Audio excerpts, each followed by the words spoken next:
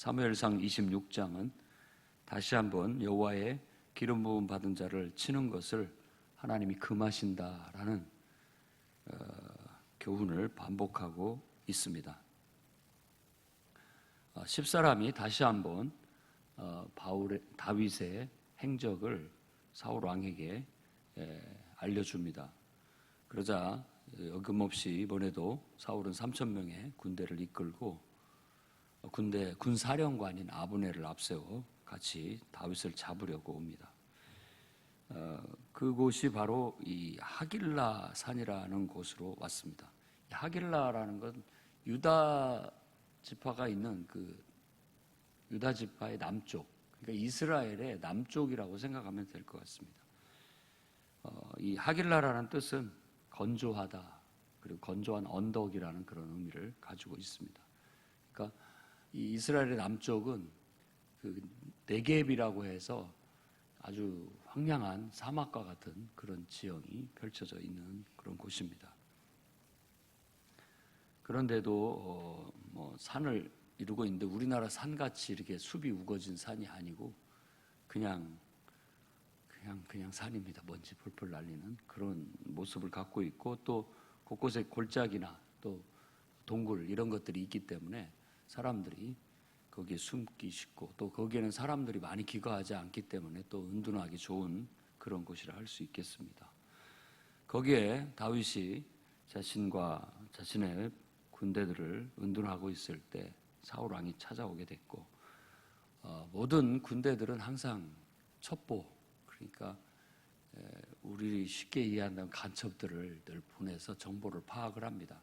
적을 알고 나를 알아야 모든 것들이 되기 때문에 동태를 파악을 해서 빨리빨리 대처를 해야 되기 때문에 사울이 이렇게 온다는 걸 이미 또 정탐꾼을 통해서 이미 알게 됐고, 다윗은 그것을 대비하게 됐는데, 의외로 이 다윗을 잡으러 오는 3,000명의 군대를 이끌고 온 사울의 진영은 굉장히 별 의지가 없는 것처럼, 싸울 의지가 없는 것처럼 굉장히 안일한 태도를 갖고 있다는 걸 알 수 있습니다.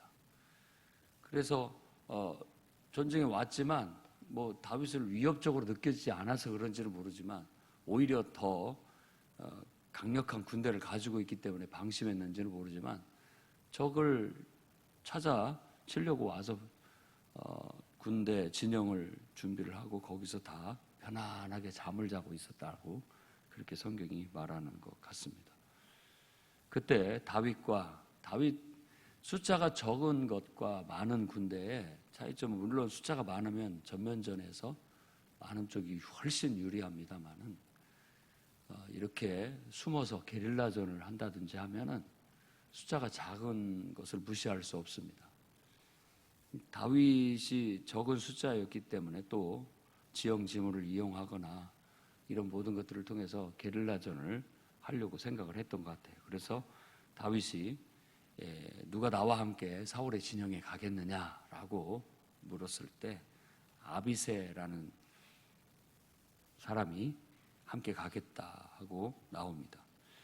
여기서 이 아비새, 아버지 되는 새가 아니고 아비새는 다윗의 누이 스루야라고 하는 딸이 둘이 있었어요, 이새에게.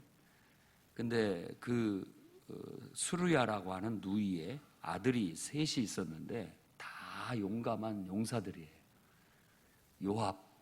요압은 나중에 이 다윗 왕의 군대 장관이 됩니다. 이 아브넬 같은 사람이 되는 거죠. 그의 형제 중에 또 아사엘이 있었고 바로 이 아비새가 있었습니다. 다 아주 싸움을 굉장히 잘하는 용사고, 특히 아비새는 다윗의 큰 용사라고 나중에 소개되는 그 중에 한 사람이기도 하고, 블레셋의 거인을 다윗이 골리앗을 쓰러뜨린 것처럼 그런 거인을 쓰러뜨린 그런 용맹스러운, 굉장히 거칠고 용맹스럽고 성격 급한, 그러니까 요압, 아사엘, 이 아비새, 이 스루야의 아들들이 다 거칠고 용맹하고 또 성격이 급한 그런 아주 맹장들이었다고 볼 수 있습니다. 이 아비새는 끝까지 다윗 왕에게 충성을 다하고, 다윗이 다윗을 구해주기도 하고 또한 그 세바에 반란이 일어났을 때 가서 진압을 하기도 하는 등 아주 없어서는 안 될 중요한 다윗 왕에게는 그런 군인 용사가 되게 됩니다. 그가 같이 가서 봤는데 자기들이 봤을 때 사울의 진영은 이거 뭐 싸우려고 오는 사람들이 아닌 것처럼 너무나 편안하게 잠들을 자고 있어서 금방 사울 왕을 죽일 수도 있었고 물리치고 그냥 올 수도 있었는데 다윗이 이번에도 아비새를 말립니다. 성격 급하고 거칠고 용맹스러운 야생마 같은 그런 용맹스러운 아비새를 거기서도 말립니다. 이런 정신들은 굉장히 훌륭한 정신입니다. 다시 얘기한다면 적장이 무방비 상태에 놓여 있는데 그를 죽여야 되느냐 싸워야 되느냐. 그러니까 이 정말로 훌륭한 인격을 가진 사람은 싸울 때 이런 식으로 싸우지 않습니다. 왕이 무방비 상태에 놓여져 있는 그것을 이용하지 않고 정정당당하게 적을 싸워서 물리치려고 하는 거죠. 정정당당하게 싸우는 정신은 오늘날도 스포츠 정신에서 아주 중요한 정신으로 각광을 우리가 덕목으로 그렇게 말하고 있습니다. 페어플레이를 해야 된다. 뭐 싸울 수 있는 의지가 전혀 없고 싸울 그런 상대도 아닌데 우리가 싸울 이유가 없고요. 오히려 떳떳하게 당당하게 힘을 겨루는 것 이런 것들이 더 아름다운 모습이고 우리에게 더 미덕이 되는 것이라 할 수 있습니다. 거기다가 다윗은 앞에서도 얘기한 것처럼 반복적으로 얘기합니다. 여호와의 기름 부음 받은 자를 치는 것을 하나님께서 금하신다. 그러니까 우리는 죽이고 싶지만 하나님께서 싫어하시는 일을 우리가 해서는 안 된다라는 신앙이에요. 그래서 우리가 배워야 할 정신이 있다면 우리는 강한 용기를 배워야 됩니다. 용기라는 것은 어떤 것에도 기죽지 않고 또 어떤 것에도 위축되지 않고 당당하게 자기를 드러내고 자기의 능력을 발휘하는 것이라 할 수 있다면 절제는 아무리 내가 그런 것들을 다 할 수 있어도 멈출 때 멈출 줄 아는 것이 절제입니다. 그러니까 용기도 배워야 되지만 절제도 가르쳐야 되는 겁니다. 그래야만 훌륭한 인격이 되고 또 훌륭하게 쓰임받을 수 있는 일꾼이 될 수 있는 겁니다. 다윗은 어떤 면에서 용기 있고 용맹하지만 때로는 이와 같이 대의 명분을 위해서 멈출 줄 알고 절제할 줄도 아는 그런 훌륭한 지도자임에는 분명하다는 걸 여기서 보여주고 있는 겁니다.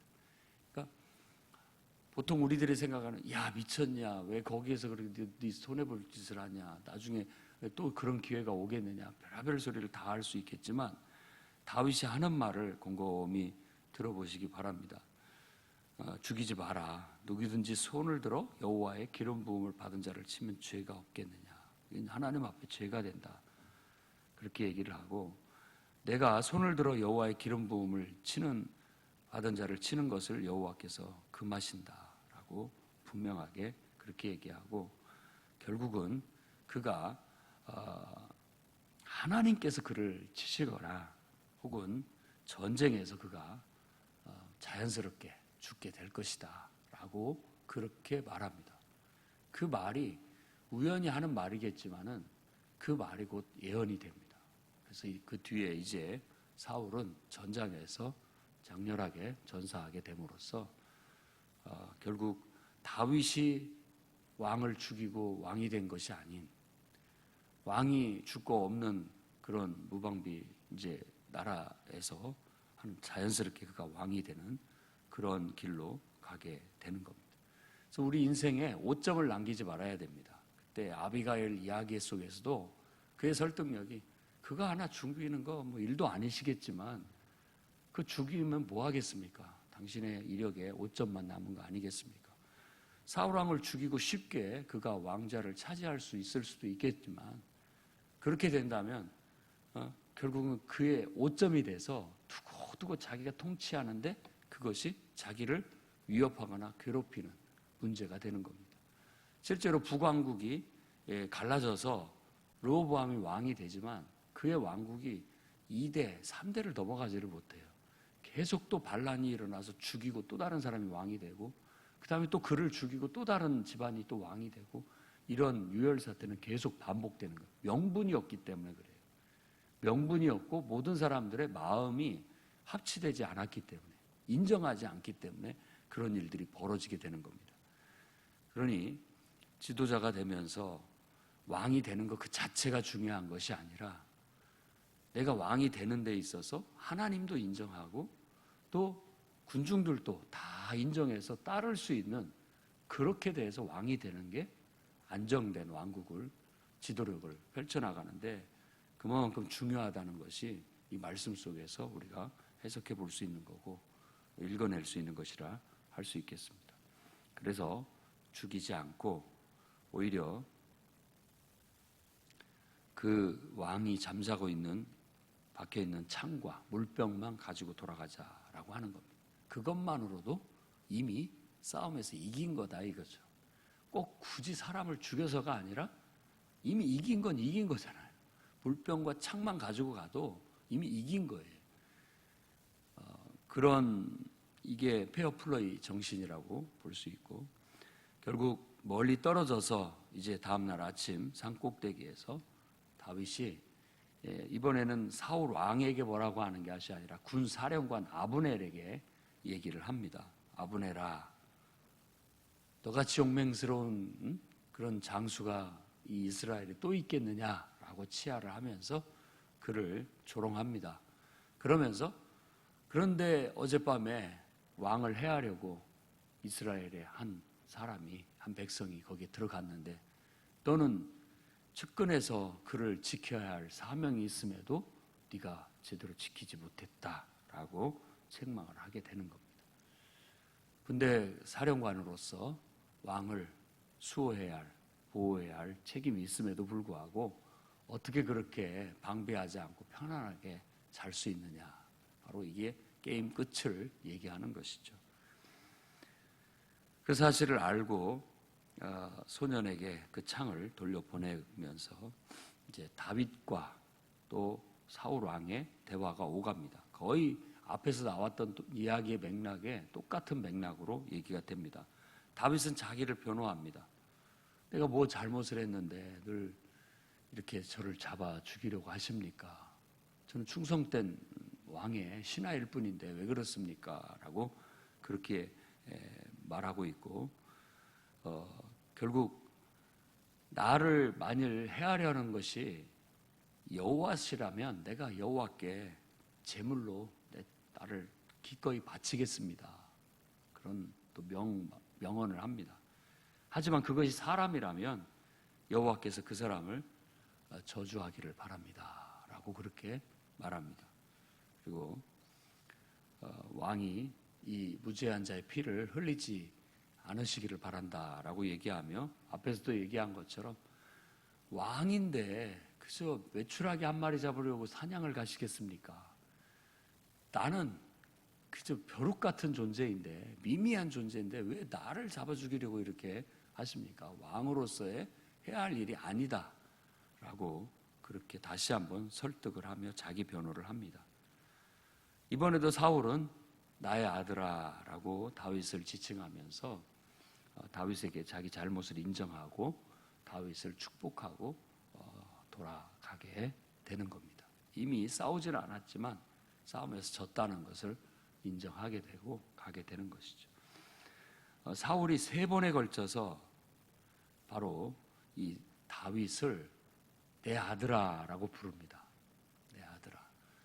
그러니까 어떻게 보면 사위니까 사위도 아들이니까요. 자기 사위니까 내 아들아 라고 또 이렇게 친밀감을 느끼면서 가족처럼 대하기도 했고 이런 것들이 복선이 돼서 모든 문학이나 글에서는 복선이 돼서 어떤 의미에서는 진정으로 사울의 아들이 됩니다. 그래서 그가 왕위를 잇게 된다라는 그런 의미로 또 그 말을 해석해 볼 수가 있는 겁니다. 다윗도 그냥 별 생각 없이 말했지만 그 말이 그대로 되고요. 사울도 별 생각 없이 말하지만 그 말이 그대로 되는 거예요. 그렇게 된다면 우리들도 말할 때 별 생각 없이 하는 말들을 주의해야 할 필요가 있다라는 생각이 듭니다. 그 말이 그대로 된다면 어떻게 될까? 두려운 것이 아닐 수가 없습니다. 그래서 우리는 덕이 되는 말, 그리고 또 늘 하나님 앞에서 하지 못할 말들은 하지 않는 그런 지혜로운 사람들이 되어야 되겠고, 감히 우리가 하나님 앞에 범죄할 만한 일이나 말이나 행동은 하지 않도록 늘 스스로를 돌아보고 노력을 해 나가야 되겠습니다. 그리고 언제든지 우리가 선의의 경쟁을 해야 될 때, 싸울 때는 공정하게 싸우도록 노력하시고, 또 싸울 때는 용맹을 다하여 최선을 다하셔야 되고, 그리고 졌다고 느껴졌을 때는 깨끗이 승복하고 돌아서는 그런 모습도 우리들이 배워야 할 정신이라 생각이 됩니다. 오늘도 하나님 안에서 여러분들이 정말 동행하고 하나님이 함께 하심으로 인하여 다윗과 같이 늘 인정받고 승승장구하는 그런 인생들이 되시기를 주의 이름으로 축원합니다. 기도하겠습니다.